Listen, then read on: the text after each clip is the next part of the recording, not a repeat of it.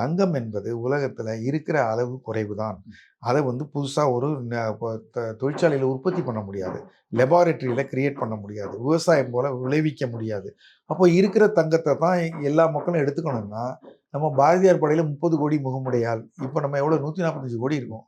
சீனாவை எல்லாம் சேர்த்து எல்லாம் இந்த உலகம் மொத்தம் பார்த்தா 750 800 கோடி மக்கள் இருக்கிற இடத்துல எல்லாருக்கும் கொஞ்சமாவது தங்கம்னாலே தங்கத்தினுடைய டிமாண்ட் அதிகமாகிட்டு தான் இருக்கும்.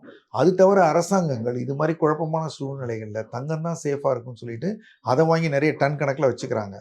அதன் காரணமாக டிமாண்டு கண்டினியூ ஆகிட்டு தான் இருக்கும். தங்கத்துக்கு டிமாண்டு குறையாது. டெம்பரரியாக இது போன்ற காரணங்களுக்கு குறைஞ்சாலும் ஓரளவுக்கு குறையலாம். குறைஞ்சிருக்கு, முன்னாடியும் குறைஞ்சிருக்கு. ரொம்ப ஏறிடுச்சு, உலகம் ரொம்ப சுபிட்சமாயிடுச்சு, இனிமேட்டு வியாபாரத்தில் போட்டால் காசு கிடைக்கும், வேறு எதுலையாவது போட்டால் காசு கிடைக்கும்னா தங்கத்தில் அது எதுக்குப்பா தூங்குது, எடுத்து இதில் போடலான்னு போடுவாங்க. இப்போ வந்து ஃபெடரல் ரிசர்வ் வட்டி விகிதத்தை ரொம்ப ஏற்றிட்டாங்க, 6-7% ஆக்கிட்டாங்க, 8% ஆக்கிட்டாங்கன்னா எதுக்கு தங்கத்தில் வச்சுக்கிட்டு அது விலை ஏறினா தான் உண்டு, ஏறலைன்னா போச்சு. ஆனால் நிச்சயமாக நம்ம ஃபெடரல் ரிசர்வ் பாண்டை வாங்கினோம்னா அதுக்கு ஒரு 6% வட்டி கிடைக்கும்ல அப்படின்னு பெரிய முதலாளிகள் மூவ் ஆவாங்க. இது மாதிரி பலவற்றோட தொடர்புடைய ஒரு தங்கத்தினுடைய விலை இப்போதைக்கு இருக்கிறதுல 38% இறங்குவதெல்லாம் பெரிய கனவு. நடந்துச்சுன்னா எல்லாருக்கும் நல்லது தான்.